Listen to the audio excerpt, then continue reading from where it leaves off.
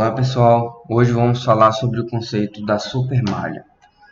Então, vamos relembrar que a gente começou uma série nova de vídeos no canal, os métodos de análise de circuitos elétricos. Até agora a gente viu sobre análise nodal e análise de malhas.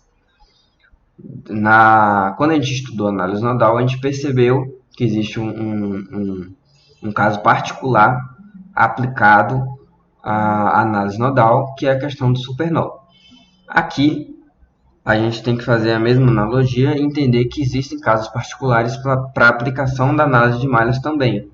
Nesse caso, a gente precisa explicar o conceito da supermalha, que é o equivalente ao supernó, mas para a análise de malhas. É um contexto de um caso especial, a gente pode dizer dessa forma, né? Então vamos para um contexto. A gente estudou análise de malhas na aula passada, quem não assistiu, vale a pena assistir. E aí pode ter ficado a dúvida. Como é que fica a análise de malhas aplicada a circuitos que contêm fontes de corrente? A gente viu anteriormente que aplicações da análise de malhas, a gente aplicava a lei de Kirchhoff das tensões em uma determinada malha e reescrevia a tensão da forma R vezes I, se baseando na lei de Ohm, sendo I as chamadas correntes de malha. Então, para cada malha do circuito, a gente estabelecia uma corrente de malha, chamada corrente de malha, né? E a gente escrevia as equações que caracterizavam cada malha em termos dessas correntes. E aí surge essa dúvida, né? Tendo em vista que fontes de corrente impõem correntes no circuito, como é que vai se dar a aplicação da análise de malhas em malhas contendo fontes de corrente? Por que essa dúvida, né? Se a gente for parar para pensar, a análise de malhas ela leva em conta que as correntes de malhas são as incógnitas do nosso circuito. Elas não são conhecidas. Só que em trechos de circuito contendo fontes de corrente, aquelas fontes elas vão impor uma corrente para aquele trecho de circuito. Então, independente dos elementos que estejam ligados a essa fonte de corrente, que esteja em um trecho de circuito, a corrente que flui por aquele trecho vai ser a mesma corrente da fonte de corrente. Então, se ela impõe a corrente de circuito, ou seja, a corrente passa a ser uma variável conhecida, como é que fica a aplicação da análise de malhas nesses casos? Já que na análise de malhas, nossas correntes são desconhecidas. E aí, vamos ver dois casos típicos que vão se encaixar nessa situação posta anteriormente, nessa situação em que há fonte de corrente no circuito. O primeiro caso é um caso mais simples, que é quando existe fonte de corrente em apenas uma malha do circuito. Ou seja, quando essa fonte de corrente está em um trecho de circuito que não faz interseção entre malhas. A gente pode entender dessa forma. E aí, nesse caso, a gente vai assumir que a corrente de malha equivale à fonte de corrente presente nessa malha, claro, observando o sentido da corrente. Então, nesse caso aqui, a gente tem esse exemplo, um circuito com duas malhas. Então, como ele tem duas malhas, a gente estabelece duas correntes de malha que fluem cada uma por uma malha. Existe um trecho de interseção entre as malhas, que é esse aqui, né, como a gente até viu na aula de análise de malhas. Esse trecho passa a corrente I1 e passa a corrente I2 em sentidos contrários, né? Mas a fonte de corrente aqui ela não está na interseção, ela está em um trecho,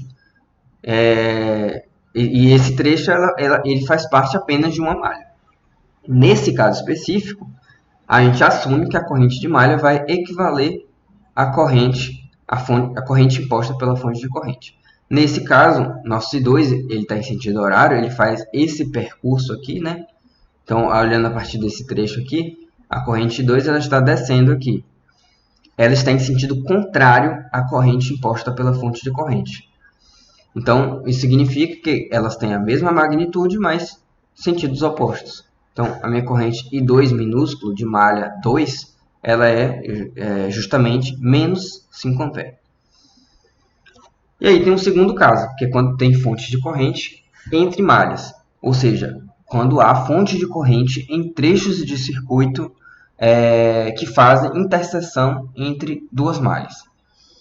E aí, nesse caso, é o caso justamente em que a gente aplica o conceito de supermalha. Para resolver um circuito via supermalha, a gente exclui o trecho contendo a fonte de corrente e quaisquer elementos em série com ela. E aí a gente cria a supermalha.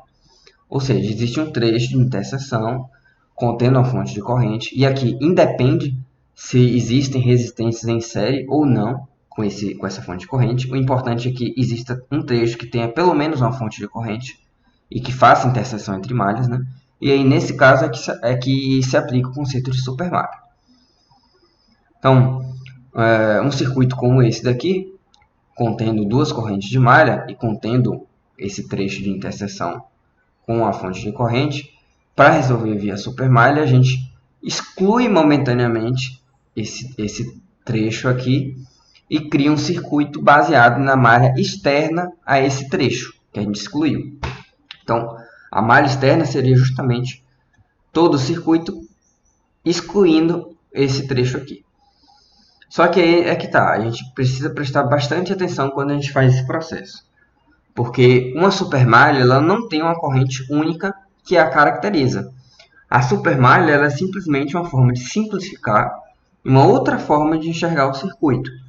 Só que, mesmo criando uma malha externa aqui e ignorando momentaneamente a presença desse trecho, por esses elementos aqui da malha 1, que fazem parte apenas da malha 1, continua passando a corrente de malha I1.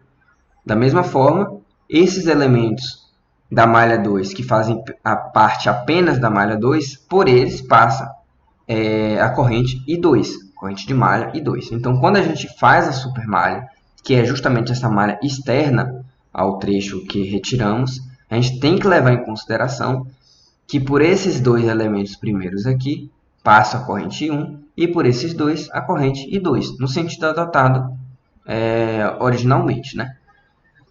Então, como é que ficaria a equação da supermalha para um caso como esse, por exemplo? A gente vai fazer o loop a partir desse ponto, né? Desse ponto até esse, fazer essa supermalha, né? Essa malha externa. Então, aqui, a corrente I1, ela enxerga primeiro o terminal negativo da fonte, então, menos 20. Aqui o terminal positivo, mais 6 e 1. E aqui, a partir desse trecho, a gente tem que entender que a partir daqui flui, na verdade, a corrente I2. A gente sempre tem que ter em vista nosso circuito original, mesmo sabendo que agora estamos trabalhando com um circuito modificado, para ter coerência, né, na hora da resolução do circuito. Então, por esse trecho, continua o loop de tensão, né, vai ter um mais 10 e 2, mais 4 e 2, igual a 0. Entende? Então, como é que a gente... e aqui, claro, né, a gente pode simplificar essa expressão aqui e encontrar uma expressão como essa, né? Então a gente pode definir que uma supermalha ela é resultante quando duas malhas possuem uma fonte de corrente, dependente ou independente, em comum. Então, voltando a esse mesmo exemplo, né, temos esse circuito aqui, a gente pode reduzir e simplificar ele dessa maneira, lembrando que a gente tem que manter a coerência com as correntes que fluem em cada trecho do circuito. E aí a gente pode encontrar uma equação de supermalha que caracteriza aquele circuito. Mas essa equação de supermalha, ela é apenas uma equação que contém duas incógnitas, sendo essas incógnitas as correntes de malha. Então, como é que eu vou resolver esse sistema? Eu preciso encontrar mais uma equação que caracteriza aquele circuito. Essa equação é justamente dada pela lei das correntes, baseada no trecho de circuito que excluímos momentaneamente na hora que fomos montar a supermalha. E aí, para isso, a gente precisa entender que, na resolução do circuito via supermalha, necessariamente, ou seja, obrigatoriamente, é preciso utilizar-se da lei de Kirchhoff das correntes para caracterizar o nó que une o trecho contendo a fonte de corrente e a supermalha. Então, para quem não viu a aula de supernó, vale a pena ver, mas lá no supernó, a gente entendeu que a partir do momento que a gente identifica e realiza a solução do circuito via supernó, a gente vai encontrar a equação para aquele supernó. Só que a gente precisa compensar essa simplificação que a gente fez, né, de encontrar o supernó de alguma forma. E essa compensação é dada justamente por uma equação que caracteriza aquele trecho do circuito que omitimos para enxergarmos o supernó ou a supermalha.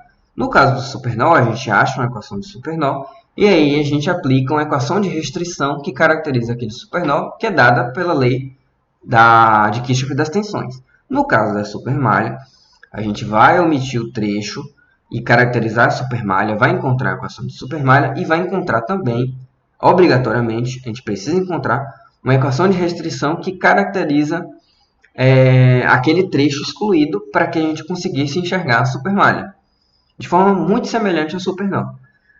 Só que no caso do supernó, a gente usa a equação de restrição baseada na lei das tensões, e no caso da supermalha, a equação de restrição é baseada na lei das correntes. Então, vamos observar também as propriedades da supermalha. A primeira é de que a fonte de corrente na supermalha vai fornecer uma equação de restrição necessária para encontrar as correntes de malha. Então, o trecho de circuito contendo a fonte de corrente, né, na interseção entre duas malhas, a gente omite ele, mas depois a gente precisa dele para encontrar essa equação de restrição, né? Nesse caso aqui, essa equação de restrição é só a gente olhar esse nó aqui, por exemplo, né? O I1 entra no nó, assim como 6 A, e o I2 sai. Então, I2 é igual a I1 mais 6.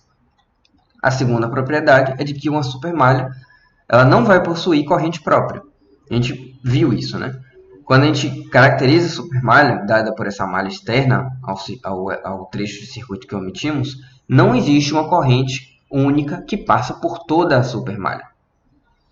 Assim como no caso do supernó, não existe uma tensão única que caracteriza aquele supernó. Então, no mesmo sentido, né? E no mesmo sentido, no caso, com relação ao supernó. O conceito é bem semelhante. E a terceira propriedade é de que uma supermalha ela vai requerer a aplicação da lei de Kirchhoff das tensões e da lei de Kirchhoff das correntes, assim como no caso do supernó. E aí vamos para um exemplo resolvido. A gente tem esse exemplo resolvido aqui, que é um circuito um pouco maior do que estamos acostumados. São 4 malhas, né?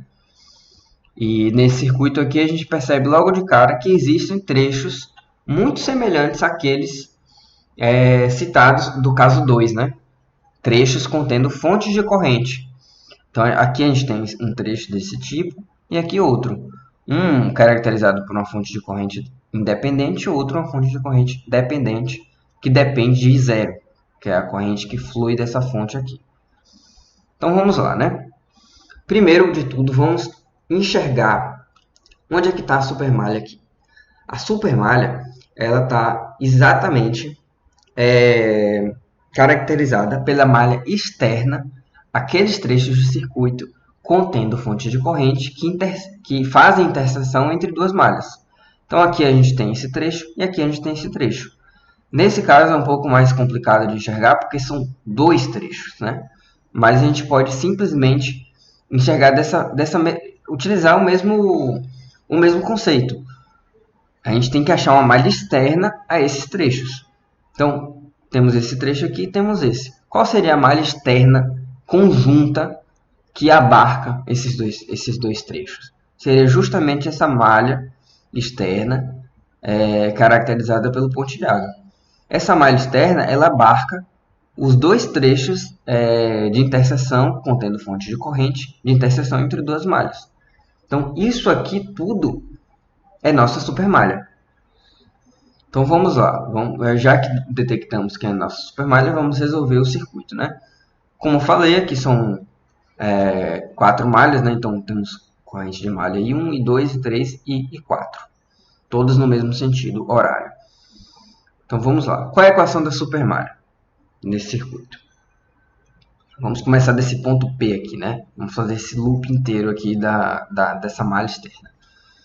Então vamos lá. Começando desse ponto, né? Temos 2 e 1, terminal positivo, negativo. Aí vamos entrar aqui, nesse trecho agora. Mais 4 e 3. Aí nesse trecho aqui é um resistor que por ele passam 2 correntes diferentes, I3 e I4. A gente viu lá na análise de malhas, quem não assistiu vale a pena assistir para entender como é que se dá essa resolução. A gente viu que nesse trecho aqui vamos ter um mais 8,3, porque essa corrente ela entra pelo terminal positivo do resistor 8, só que essa corrente ela entra, o positivo dela é esse ponto e aqui é o negativo. Então, quando a gente faz o loop nesse sentido aqui, temos um mais 8,3 menos 8,4. A gente só colocou o 8 em evidência aqui. Então, terminando o loop, a gente tem aqui um mais 6,2, né? E a gente volta ao mesmo ponto P. Essa é a nossa equação de supermalha. É uma equação com 4 incógnitas. Só daí a gente tira que a gente precisa de 4 equações para resolver o sistema de equação. E aí vamos lembrar lá, né, de que a gente precisa encontrar equações de restrição. O número de equações de restrição sempre é equivalente ao número de trechos que foram omitidos. Então aqui a gente tem 2 trechos omitidos, esse trecho e esse trecho. Para encontrar uma equação de restrição referente a esse trecho, a gente pode, por exemplo, pegar esse ponto P aqui, esse nó P, né? Para esse nó P, a gente tem que I2, né, a corrente que está entrando no nó, é igual a I1 mais 5. São as correntes que estão saindo. Então, eu tenho essa equação de restrição. Então, eu já considerei esse trecho na minha resolução do problema. Percebe? Então, o objetivo é justamente esse. Considerar os trechos que outrora foram ignorados, entre aspas. E aí, um outro nó para caracterizar e achar uma equação de restrição para esse trecho pode ser o nó Q, por exemplo. No nó Q, entra a corrente 3I0 e I3 e sai I2. Então, I3 mais 3I0 é igual a I2. Só que aqui a gente sabe que I0 é menos I4. Por quê? Lembrando que I4 é essa corrente dessa malha aqui. Então, ela vem por esse sentido aqui e tem sentido contrário ao I0. Tem mesma magnitude, afinal de contas, são correntes que fluem no mesmo trecho, então tem a mesma magnitude, é a mesma corrente, digamos assim, e só que elas apresentam sentido contrário, então I0 é igual a menos I4. Então a gente pode substituir nessa equação aqui o I0 por menos I4 e encontrar essa equação aqui. Já aqui a gente está colocando todas as equações em termos das correntes de malha. Não é interessante para a gente colocar o I0. Afinal de contas, queremos encontrar correntes de malha. I0 não é uma corrente da malha, né? Por isso que a gente fez essa substituição. Então, a gente tem 3 equações. 4 incógnitas. Precisamos de mais uma equação. Essa equação ela pode ser obtida através dessa malha aqui, que é uma malha que a gente ainda não fez não caracterizou uma equação para essa malha. Então, ela está faltando para caracterizar o circuito, né? A gente pode enxergar dessa forma. Como é que se dá a resolução dessa malha? Vamos começar por esse ponto aqui. Temos um 2 e 4, né? Mais 10 volts, mais 10 volts, mais 8 vezes I4, menos 8 vezes I3, né? Que é essa corrente que flui aqui. E aqui, só lembrando, né? Para o caso, quando a gente fez nesse sentido o loop, né, para a equação da supermalha, a gente considerou um mais 8,3 menos 8,4, justamente porque estávamos fazendo o loop no sentido da corrente I3 e no sentido contrário da corrente I4. Só que quando a gente faz essa malha especificamente, nesse sentido aqui horário, a gente percebe que estamos indo no sentido do I4 e sentido contrário do I3, diferente de quando a gente caracterizou a equação de supermalha. Por isso que aqui é um mais 8,4 menos 8,3. E aí a gente, simplificando essa equação, a gente encontra essa última equação aqui para a malha 4, nesse caso, né? E aí a gente tem um sistema de 4 equações, 4 incógnitas. A gente pode resolver ele das mais variadas formas possíveis. Regra de Cramer, substituição, enfim. E aí a gente encontra esses valores aqui. E aí quem quiser se aventurar para resolver esse sistema de equações vai certamente encontrar esse resultado aqui. Então é isso. E para concluir, é muito perceptível que às vezes uma equação de supermalha ou uma equação de supernó simplifica o circuito. Aqui nesse caso, a gente continuou com um sistema de equações grande, mas justamente porque o circuito é um circuito muito grande, é um circuito um pouco mais complexo.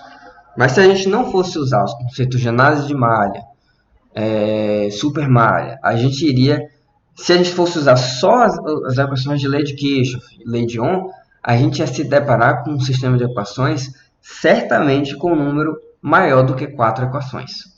Então, vale muito a pena saber aquilo que eu sempre venho batendo na tecla, né? Vale muito a pena a gente saber as mais variadas formas e técnicas de resolução de circuito para que a gente tenha criatividade na resolução desse circuito da forma mais simplificada e mais fácil, né, possível. Então é isso, pessoal. Até a próxima aula. Tchau, tchau.